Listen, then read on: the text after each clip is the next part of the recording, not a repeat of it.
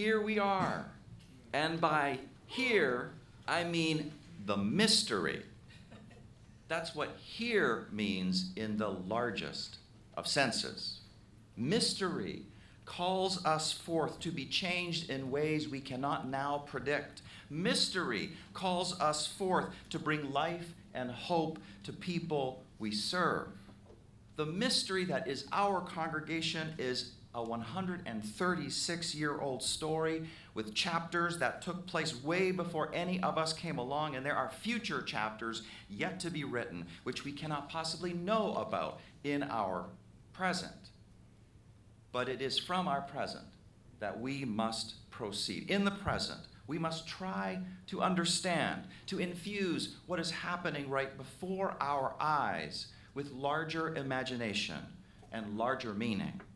For as Mark Twain says, as we have heard, you cannot depend on your eyes when your imagination is out of focus.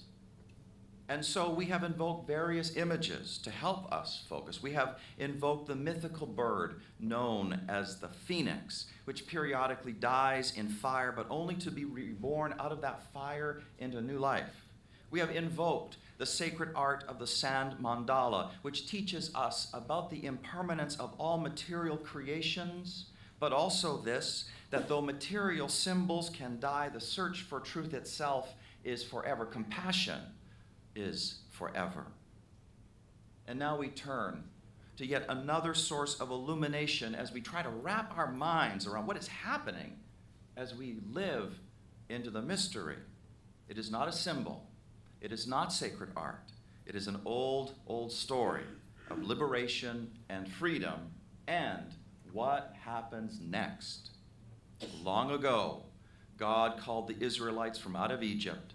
Pharaoh represents powers and structures that kept the Israelites less than what they could be as people with inherent worth and dignity. Moses is the messenger, and with signs and wonders, he wins their freedom. Now we're double-tracking things here. On the one hand, there is the ancient story. On the other hand, there is our story. And I am not going to tell you this morning that the Cliff Valley building was Pharaoh. I'm not going to go there. Of course, I've always wondered what it's like to be stoned. No, not really. There were. That's not in the script. What's happening here? There were indeed ways in which the building was preventing us from more fully expressing our Unitarian Universalist values. We value accessibility, but the steepness of the old sanctuary stairs was a problem we could never solve. We value our children's search for meaning, but the basement, where a lot of the classes used to take place, flooded with every rainfall, including last week, flooded with every rainfall. And that was a problem we could never solve, even after throwing thousands and thousands of dollars at it.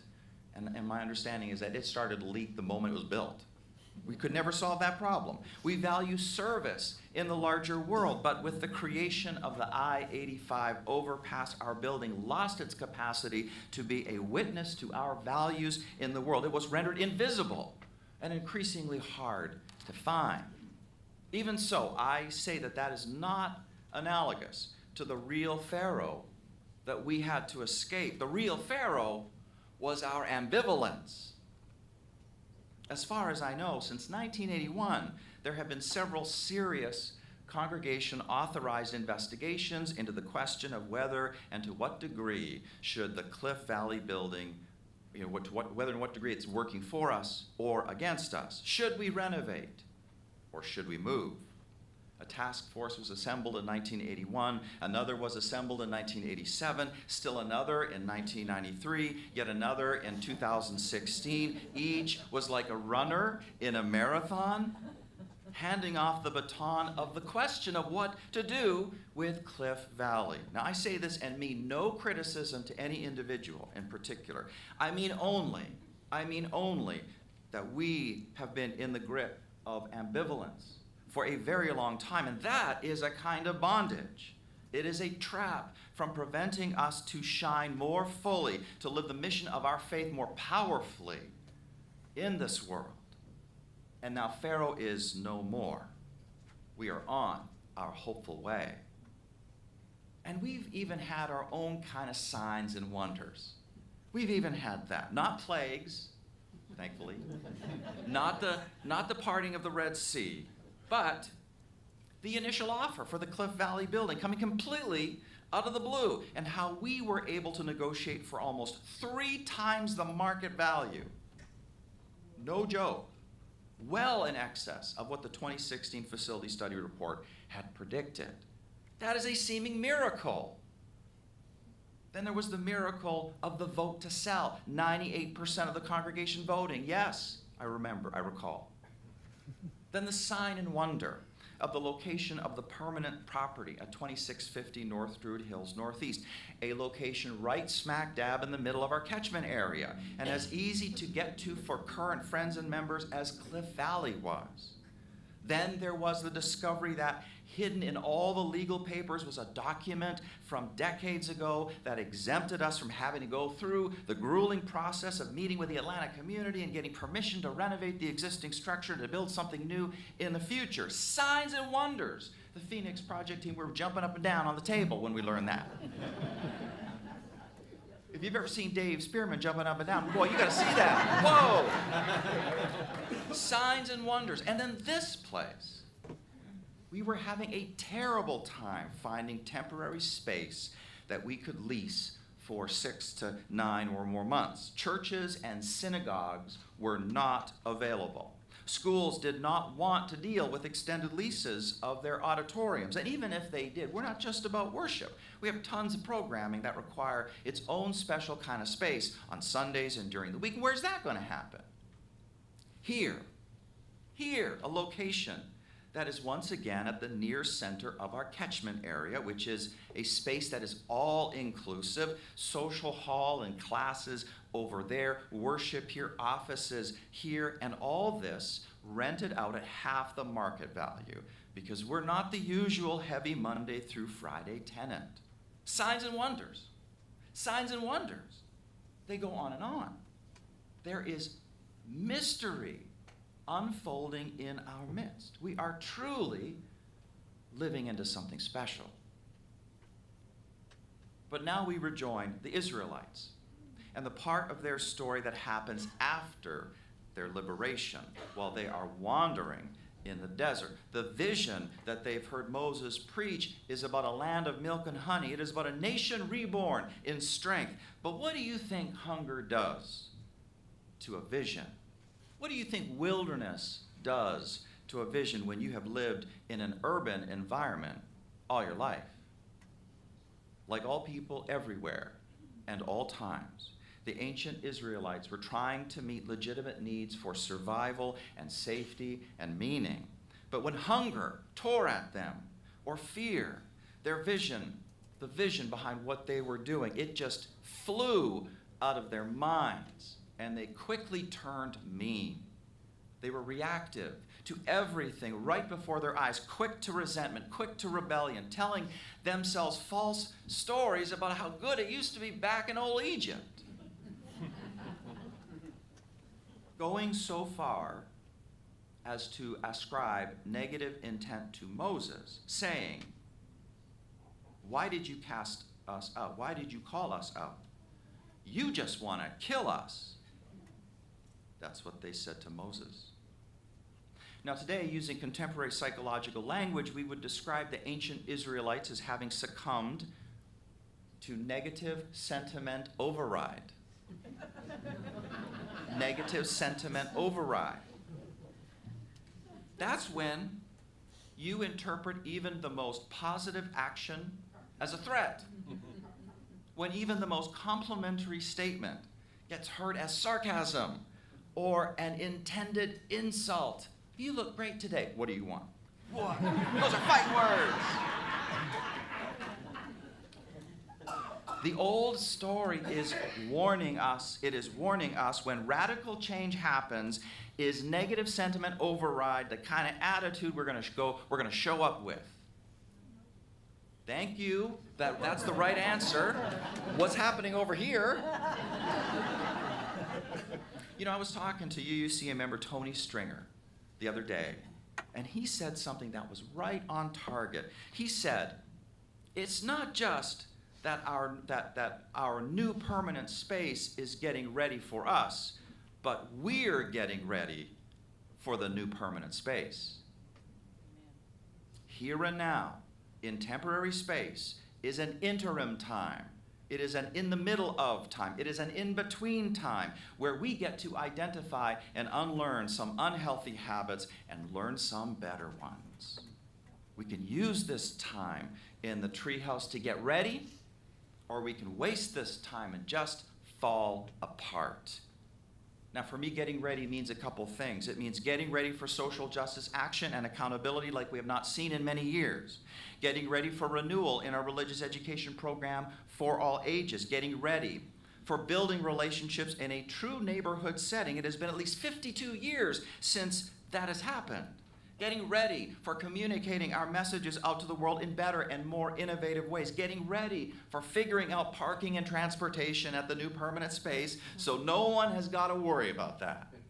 Hope is calling us on to new life. We are getting ready because we have a mighty purpose to fulfill in this world. The world wants to know, how do we experience the sacred moving in our midst? What saves us from despair? What are our stories of this? What are our beliefs? What are our rituals? How do we live in this world of many ways, of many truths, without getting cynical or shallow? And we have answers to share. The world, it wants to know, what does justice demand in this place and time? What gives us hope for continuing to show up? How do we do the hard work of justice without creating circular firing squads or just firing squads of any kind? What are our stories of success and failure that we can learn from and teach our children and to our children's children to help put them on the path? We have answers to share. We dare not fall apart. We must get ready. We must flow. We must move because there is a gridlock of loneliness and suffering in America. And we have water to give. We have warmth to share. If we do not share it, well, then that is despicable. We must do better than that. We must do what it takes to be alive and position ourselves for aliveness in our future. But only if we can be the change we wish to see in the world. Compassion must be at the center of how we are together. Compassion must be the attitude that we show up with. Not negative sentiment override, but positive sentiment override. Now that language comes from the marriage therapy of John Gottman, PhD. Now I learned something from him recently that totally shocked me. He said that every couple in every relationship is set up for failure. Now he's like a marriage counselor. So, what? Sobering. But here's why. Because both partners in a relationship are emotionally available only 9% of the time. That is what his scientific studies disclose. Emotional availability only 9% of the time, which means that 91% of the time is ripe for misunderstanding and miscommunication. Are you hearing that? Well, lady, where you been with the rest of the sermon? Whoa! But that blows my mind. It means that if we do not flick on the switch and shift our attitude to positive sentiment override, our goose is cooked. The goose in our private love relationships, the goose in our congregational relationships as well. Let us get ready for positive sentiment override. And part of that involves learning how to soothe yourself when you are feeling disappointed with someone or with something that they did. Disappointment is going to happen no matter how awesome that person is because there is a crack in everything God has made. Yes! So you self-soothe. You say to yourself, okay, maybe she is messy, but she is so kind to me. Anybody sharing Don's office is going to be like, okay, he's really messy. but he's so good to me. Maybe he has a short temper, but he will move heaven and earth to take care of us, and so on. We learn to self-soothe. That's on us. Definitely, we need to get ready by practicing a discipline of assuming good intentions. Just think back to the last time you hurt somebody. You knew that your intentions were innocent, so it must have been terrible to hear from them their suspicion that you consciously wanted to hurt them. Far, far better to assume good intentions and also to stick up for yourself and say, listen, this hurt me. Help me understand why you did what you did. I'm not saying don't say nothing, but step forward with assuming good intentions. And then this, make amends. Or as Dr. Gottman would say, make repair attempts. Breaks are going to happen. Breaks are going to happen even in the healthiest relationships, even in the healthiest congregation. Breaks are going to happen. Only 9% of the time are partners vulnerable with each other. 91% of the time ripe for miscommunication. Breaks are inevitable. No one should be surprised by this. But what spells the difference between relationships that thrive and relationships that dive is a capacity to make amends, repair attempts, to say you're sorry, to own up to what happened, to your part in it. Takes two to tango, and then move on from there. What saves us again and again, whether it is congregational life or friendships or love relationships, what saves us again and again is compassion. You do not have to be perfect. You don't have to. You don't have to. Be the change we wish to see in this world. It is a time of getting ready. Thousands of years ago, the Israelites were getting ready for the promised land, and we are too today in our interim time. The opportunity is before us. The mystery is unfolding, and it wants us to be more than we ever thought possible. Hope that we can be more. That is calling us on. Amen. Amen. Amen.